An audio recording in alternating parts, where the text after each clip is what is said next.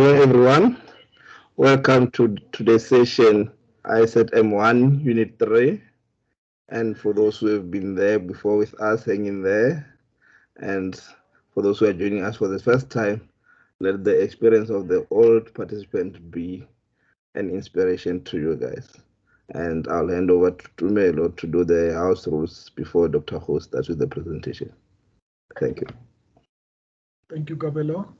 Happy Wednesday, dear participants. For those of you who are joining us, kindly please keep your microphones muted.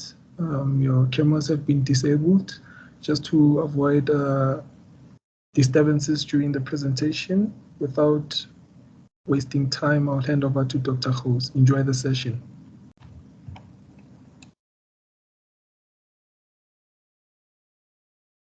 Excellent. Awesome. Thank you, team. So today, I wonder if I get my camera running. There we go. Okay. So we're in Unit 3 already, and it's ready to be admired that you are still with us, with the team.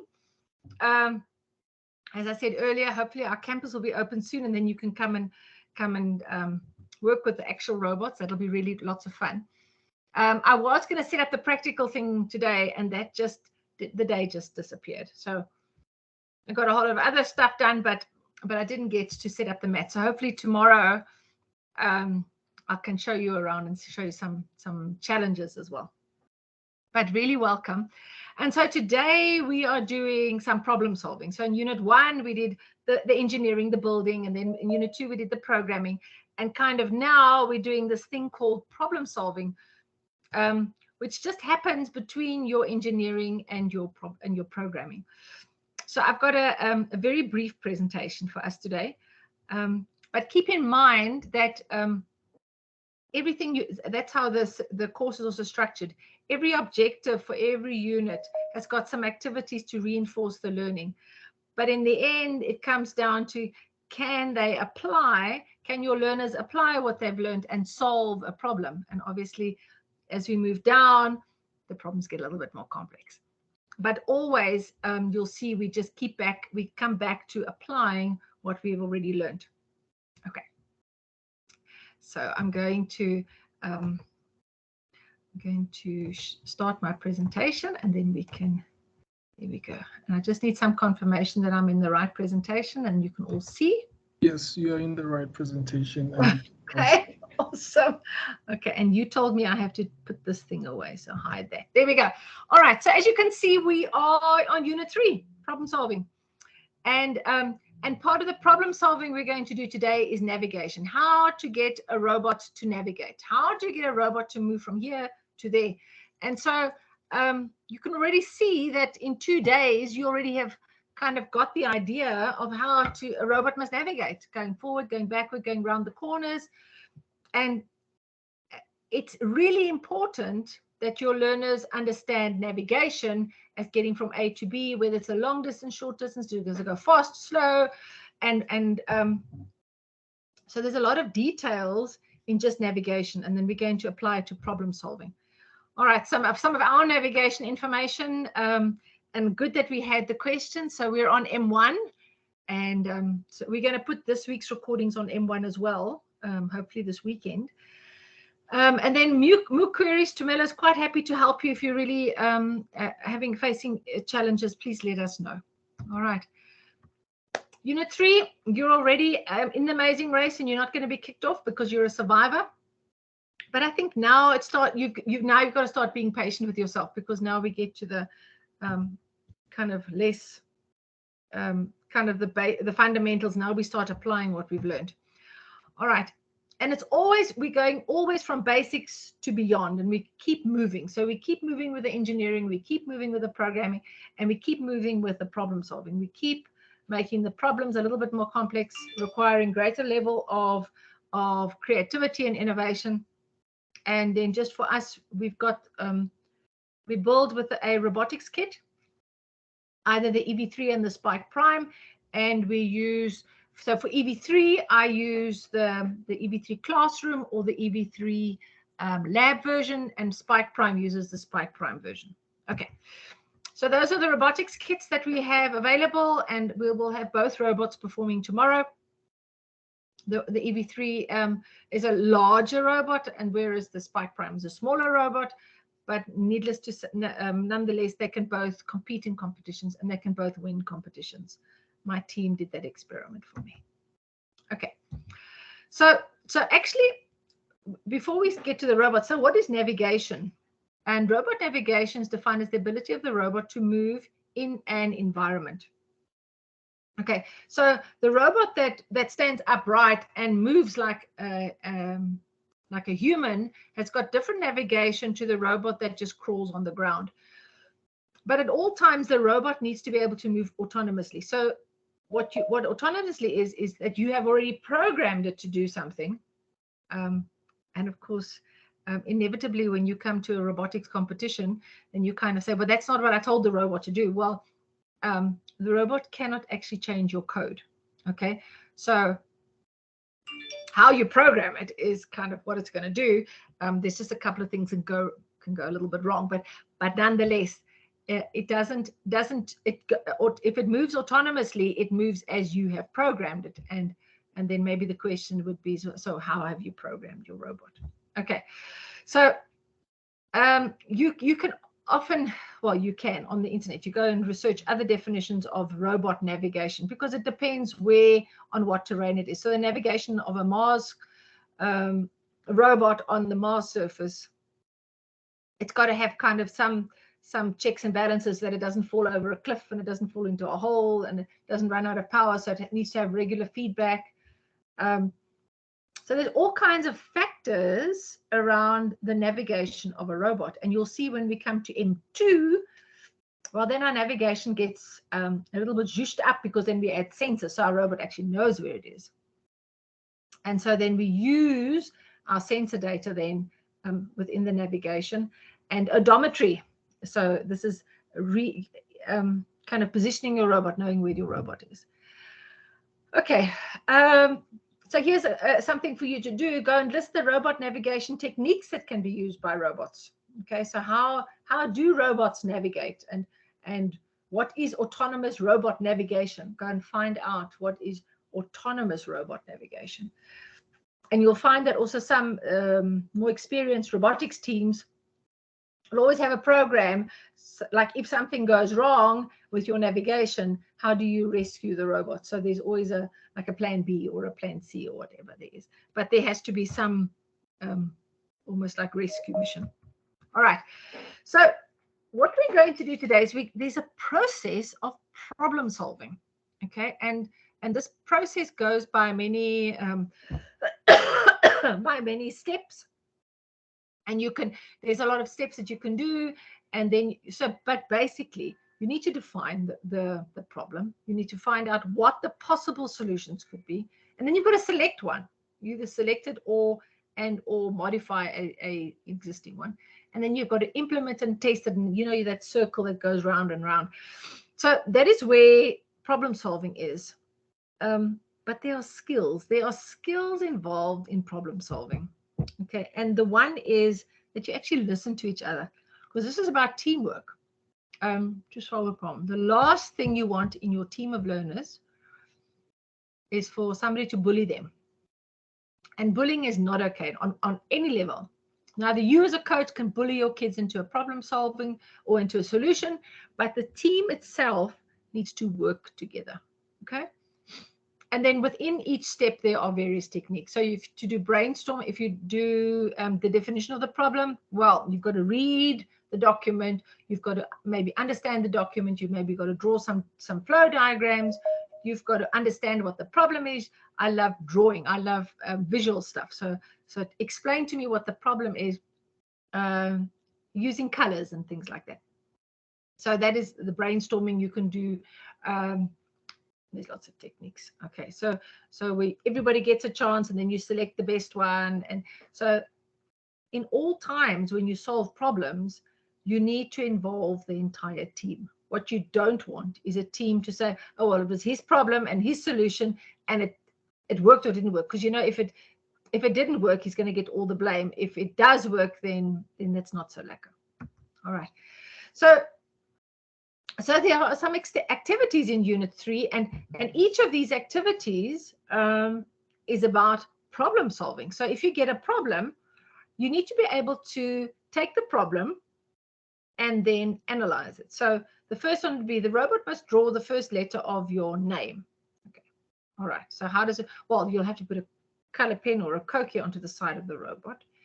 But if you want to do the first letter, if your name is what's it? Linda.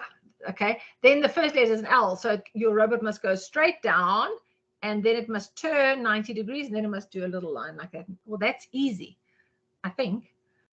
But you need to test it. You know, does it fit into the paper is on which you're drawing the first letter? So those are all the limitations. So you've got to unpack it. The robot must move in a square. Okay, so if it must move in a square, it must go straight, stop, and turn, straight, stop, and turn. So it must do that 4 times. That's a square box. Okay, but if it's a rectangular box, it can't do it 4 times the same thing. It's got to do a short side and a long side, and a short side and a long side. And then, of course, if it must go around in a circle around a bucket, if you put the bucket down,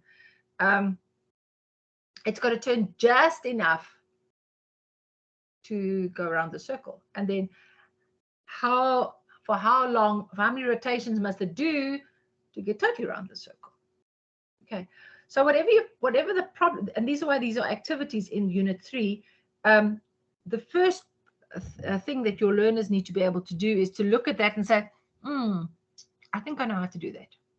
And then each of them thinks how to do it, and then what are the constraints, what must you do, what should you not do. Okay, so there are some activities, and if you've got some more activities, just give it to us so we can add it to our list of activities, okay, in problem solving. But the thing about problem solving is that it is one of those 21st century skills. Okay, so it does require your imagination as the coach, but also for the learners, they need to have an imagination to say, I can do this, or I can, or I can't do this. Okay, and you need sometimes to think. You know, there's always this thing, think out the box. Well, you got to think beyond the box, not even out the box, beyond the box. But my take on this is that problem solving is actually a skill. It's a skill that you develop over time. Okay, so for that, you need to have practice. Okay, and there's no textbook answer. You know, in school, you've got your textbook, and then if you look at the back, you'll get the answer, and that's not going to happen. That's not going to happen with problem solving. Patience and perseverance does not come easily, especially if you have a solution and it doesn't work, and then you've got to try something else. And after all, there might not only be one correct answer. There might be multiple answers, and every team has a different answer. It doesn't mean that one is more correct than the other one. Okay, you can maybe work it out in terms of efficiency or how quickly or how many points it gets, but you can't say that one is better than the other one, and you can't say more correct. There is no such thing as more correct. Okay.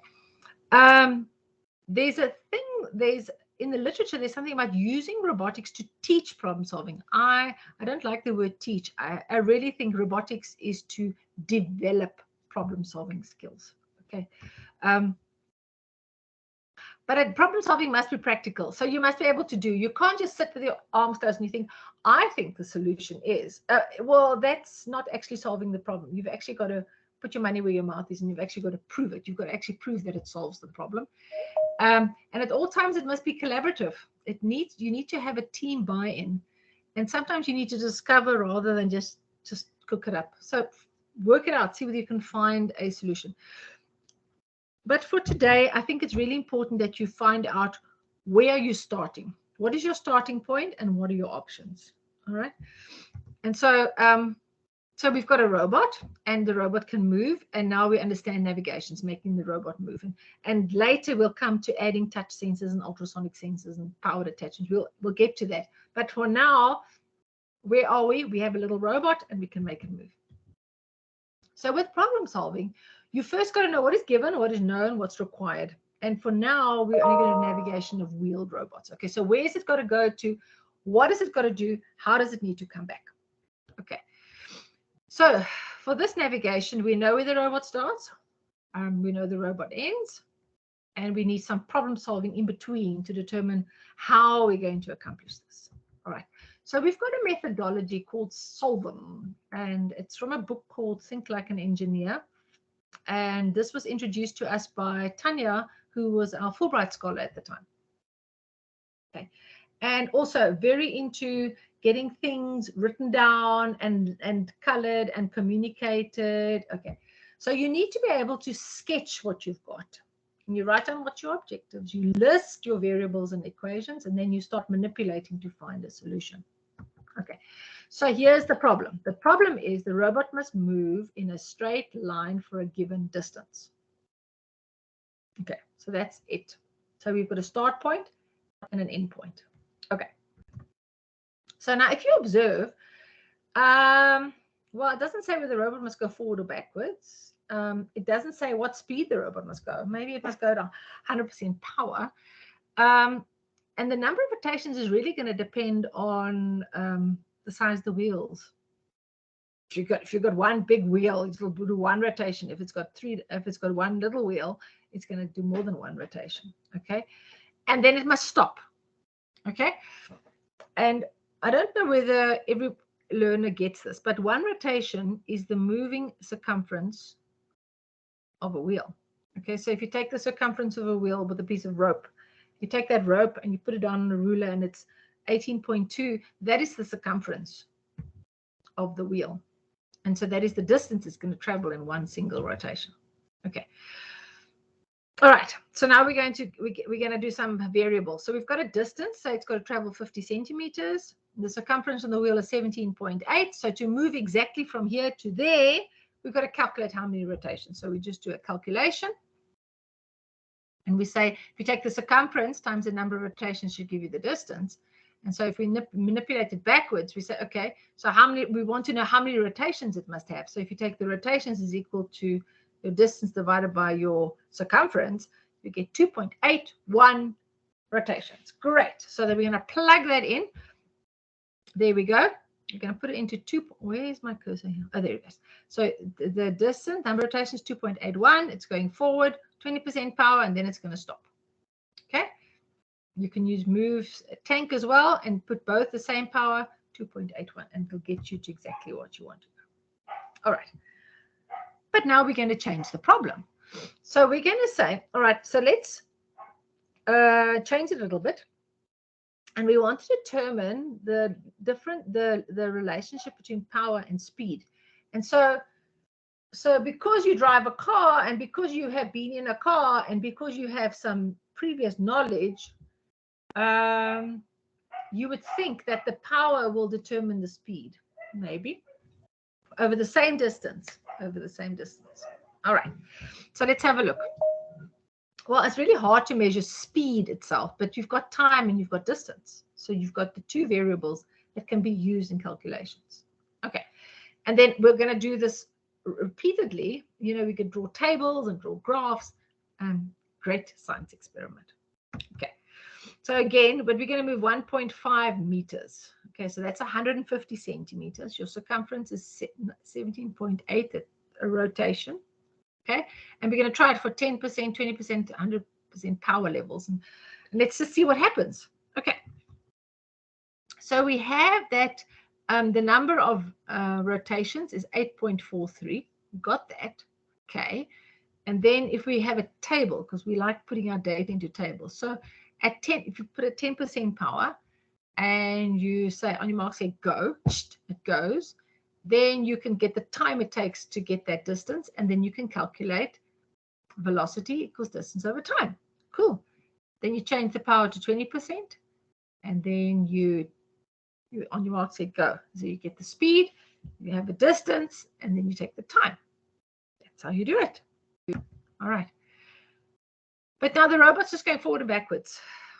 Okay, so what we also need to say is, what if the robot needs to turn a corner? What if the robot needs to stop? What if the robot needs to take a U-turn, return back to base? So everything, you need to understand what it is the robot must do. Okay. This ad hoc, like program a little bit, oh, it doesn't work, and program this a little bit, and then it doesn't work. Nobody's learning anything. All right. it needs to be exact. You need to actually understand what you are doing. All right. So if you think in terms of problems, and I'm going to do that now at 4 o'clock in the sessions on missions, the whole thing of problems is either one big problem, or it's a number of missions. And then what you have to do is you've got to solve each one of the missions to kind of add up in a strategy. And so the strategy is the important. So if you have a problem, you need a strategy to solve it. You're not going to just solve. You're actually going to have the whole missions strategy sorted so that you can understand where you're going and what point you're going to get. Okay. Very useful instructions for solving problems are building instructions or programming examples or YouTube videos or online tutorials. So there's a plethora of stuff that you can use as resources to solve problems. Okay. Other times you just need to sit and think about it and think, what on earth am I thinking? Okay. And then it'll all come. All right. So here are a lot of resources and it's more the examples that I said where teachers are using robotics to teach problem solving. So here's a couple of videos. Yeah, it's very different on our end of the world. Okay. But I hope to have some lessons here. I hope that we can put some lessons in. All right. But now there's a different kind of problem solving. And it's the problem solving that you as the coaches need to actually man up on. And so the problem is that your robot itself provides a whole lot of problems. Well, for your teams, and then they just put up their hand and say, man, this robot's not working. And then it's your problem. So there's a lot of things that can go wrong that you'll know. You'll take one look at the robot and say, I know exactly what's wrong with this. Okay. But here's 3 good links. And this Dr. Hino has got a really good one on problem solving. Yeah, try it. Just maybe watch it and keep it in the back of your mind and think one day if this problem arises in my robotics class, then I've got the solution. But debugging is another way of kind of solving the problem. And I think that's important, that we keep a reality check on it. Okay. So in terms of problem solving, we definitely need to have the software installed. And yeah, and let's draw the letters. For 2 years ago, we had nearly the whole alphabet written in letters. It's a navigation problem. We're going to make the robot move. We're going to make the robot do something very definite. It's going to go straight. It's going to do this. It's going to do that. Yeah, and solve any navigation problem, and then see what you come up with. All right. So I'm going to pause here a minute. Let's just stop here quickly. Are there any questions? Any questions? No questions so far. Oh, there's a question from Angie. Hi, yes. Angie. Yes. I can't help myself. Sorry. Okay, so now you talk about the installed software. Do we install that from the MOOC portal? No. How do we get that? What are you referring to? Okay, so you are going to get yourself a Spike Prime robot. Yes. Then you will go and just Google download Spike Prime software. Oh, I see. Okay. Okay. Thank you. And if you have an EB3 robot, which many people still have, then you will go and download EB3 Classroom. So both softwares are Scratch. The one is just for the EB3 and the other one is for the Spike Prime. Okay, but I don't have to put Scratch in. I can just put that EB3 Classroom. I'm just telling you. So you're going to go look for Spike Prime software. Okay, cool. No, awesome. Thank you. Awesome. Thank you very much. Good question. Good question. All right. Thank you so much, Angie, for your good question. Anyone with another good question? You can raise your hand or send it on the chat box. Oh, there we go. I see a question from Innocent. Ah, Innocent. Hello. Hello, Dr. Host. How are you doing? I'm all right. Thank you, ma'am. Good. Well, I need to know which is the basic or for the beginners, the robotic kit that I need to get for which grade? It's for the grade 1 2, and 3. Okay, And Innocent, grade did you 4. send me Innocent, did you send me an email yesterday? No, I haven't done that. Send me an email. And then I'll write it all up for you, exactly how it works. All right. Okay, no, I'll Okay. do that. And hopefully you're going to come to the session at 4 o'clock as well. Then I'll show you also what we can do for grades 1, 2, and 3. No, yes, I'll be there, man. Okay, so for grades 1, 2, and 3, we use the WeDo system, and then they have software on tablets. And so they can actually make things move, which is really cool. I'll maybe get you I've got a model here somewhere. I'll show you. So we introduced programming for the grades 1, 2, and 3, so they have some fun. Okay, so they make lifts go up and down, and they make cars go up and down, and they make trucks go up and down, but they make it move. And that's where the programming part comes in. Okay. Okay. However, the WeDo system has just been replaced by the Spike Essential. Okay. So it's a Spike Essential system. And I will explain to you now in the next session what really cool competitions you can do for your grades 1, 2, and 3 learners. Okay.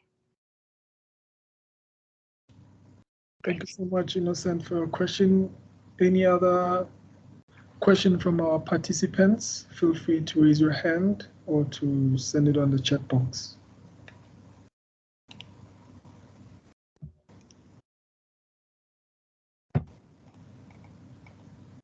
Questions related to today's session, feel free. Do you have a question from Shaleti? Shaleti, do you have a question? Shalati. No. No question from, okay, I see a question from Gift. Go ahead, Gift. Hi, Gift. Hi, how are you? Wow. Yes. Good. I just wanted to find out, since yesterday you said you're gonna check the settings for all the unit attempts, whether we can receive our results. And then can I ask again about the practical side? When will the workshops for the practical, workshops to begin? Thank you. Okay, you're very welcome, Gift.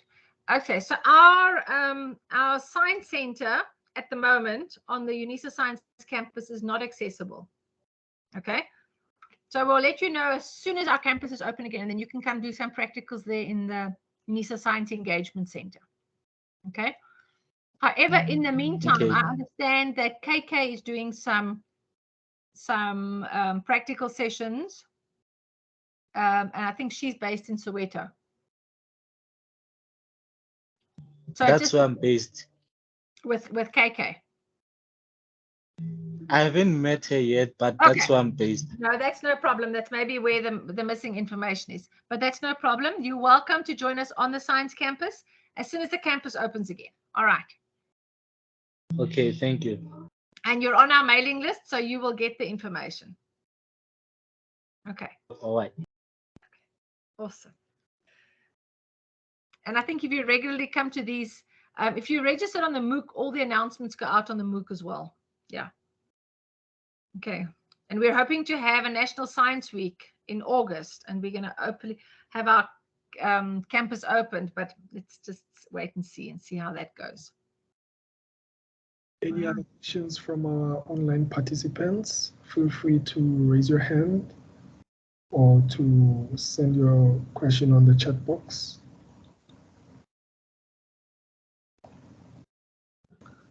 Okay, so maybe whilst you're waiting for some more questions, I just want to kind of, let's just attempt how to do a problem solving. So here I've got a little robot. Okay, it's just a baby robot. It's just a Riley rover. It's got no attachments. It's got nothing in front of it. It's just got like that. And so the problem is we want the robot to go and fetch a slab of chocolate. Okay. So and the slab of chocolate is, say, 30 centimeters away in front of you. Okay. So we have to program the robot to turn with both wheels to cover a distance of 30 centimeters.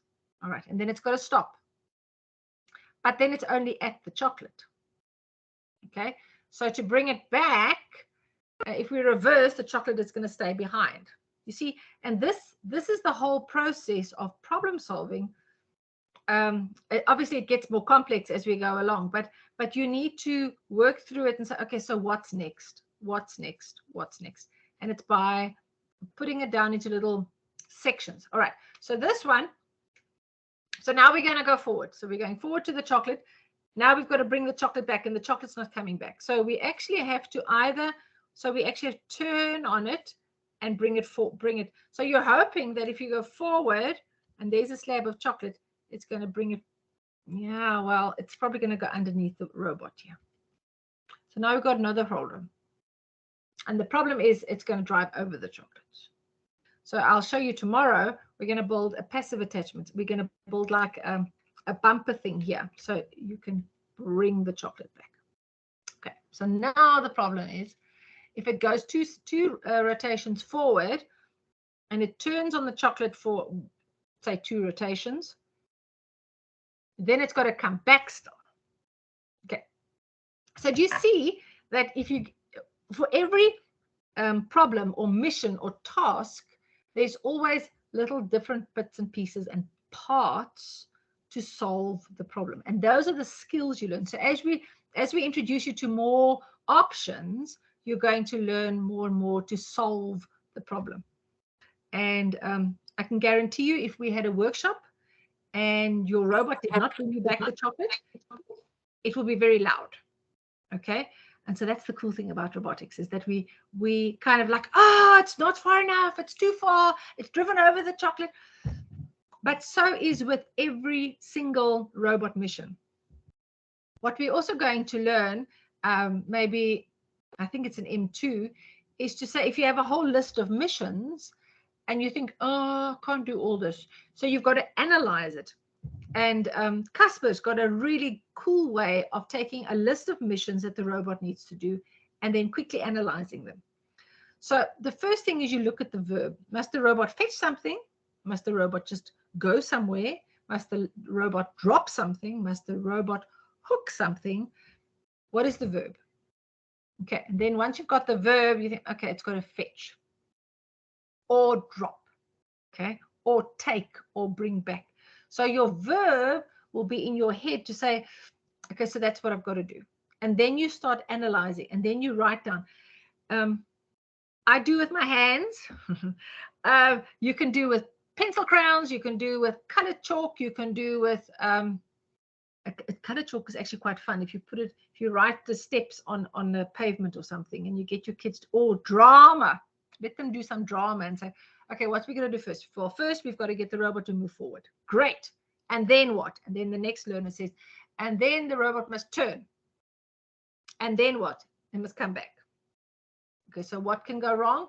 Can go over the chocolate. And so you've got to take every problem and analyze it. And so by the time you've got, if you've got like missions for a robotics competition, you usually get a whole sheet of requirements. Okay. And then you as the coach need to sit with your learners and say, okay, so we've got this list of things to do. How do we approach it? What do we do first? What do we do next? Well, how do we do this? How do we do that? But you have an ongoing conversation, because to solve a problem doesn't happen like this. It doesn't happen. It never has, and it ain't going to be. All right. It does require you as the coach, though, to talk it through with your learners. Please don't just give them a problem and say, well, you sort it out. Because that's not developing your problem-solving skills. Okay. You have to, there's mentoring. It's part of the mentoring. You actually have to walk with them and say, okay, so let's see. The first thing we have to do is program the robot to go forward. All right, let's do that. Okay. Is it right? Correct. Okay. Now we need to have it turning. All right, let's turn it. Does it work correctly? Great. Now it's got to come back. Okay, program it. Now we put all those parts together, and voila, we have a solution. Now we can improve the solution. So we, instead of going 30% power, we can go 100% power. Okay. And instead of the little wheels, maybe we make bigger wheels. Okay. So that is where the teams decide what is the problem solution. Okay. Rule of thumb for us. If you're going to go straight, you can go at 50% power. But if you're going to turn a corner, 30% power. If you're going to go straight, and then turn or stop, you need to have a weight. You need to actually avoid momentum. Before you start, you have the resets. And I know somebody asked me about resets yesterday. I've got an answer for you for that. You've got to have backups to your programs. You have to make sure that when you test your programs, that your battery is fully charged. Your battery pack is fully charged. Otherwise, if you are testing with a robot that is working on a very poorly charged battery pack, you're going to get wrong results. And then your solution is definitely not going to work. All right. And I think that's the fun part, the practical part of robotics, is you've actually got to try it. You've actually got to do it. But know that you can't just look at a problem and say, oh, I know the solution. It's definitely not just, oh, there it is. It's about testing it out. It's about practicing it. It's about trying different solutions. And I'll have some practical stuff here tomorrow. All right. Okay, I saw this. Is there something on, is there a question on the chat? No. No questions on the chat. That's just information for our participants. Awesome. Otherwise, dear participants, if you have any questions related to today's session, kindly please raise your hand or send it on the chat box. Please note that all our recordings are available on our MOOC portal. All right.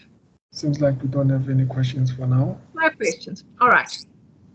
Then I think everybody goes and gets a leg break quickly for 10 minutes.